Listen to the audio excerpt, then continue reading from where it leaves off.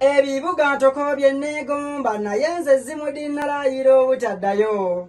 Kololo ekimanya nti leba ntonde ebitundu bisinga ku mubiri tebyanywera.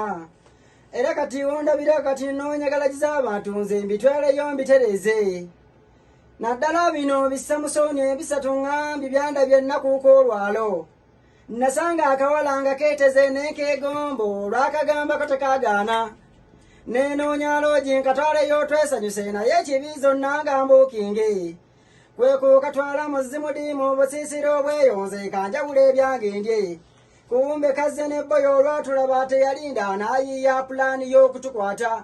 Tuba twakatandika emikolo mu busiisira ezimudi ne bangwako okunkwata. Kyokka bansanganga nga n'engoye nziggyemu nga ndi buteddala nga bwe nazaalibwa.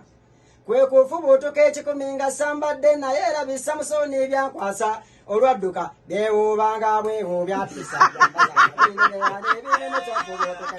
beewuubanga bwewuubi zaajambazanga binebera n'ebinemesofubutuke beewuubanga bwewuubya n'ebinemesofubutuke ekikumi beewuubanga bwewuubi zaajambazanga binebera n'ebinemesofubutuke ekikumi beewuubanga bwewuubi zaajambazanga binebera n'ebinemesofubutuke ekikumi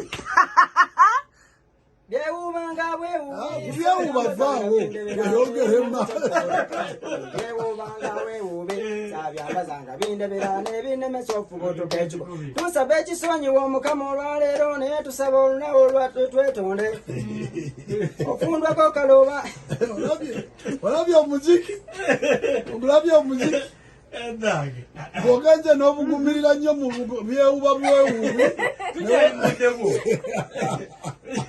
naye tusaba kwetonda.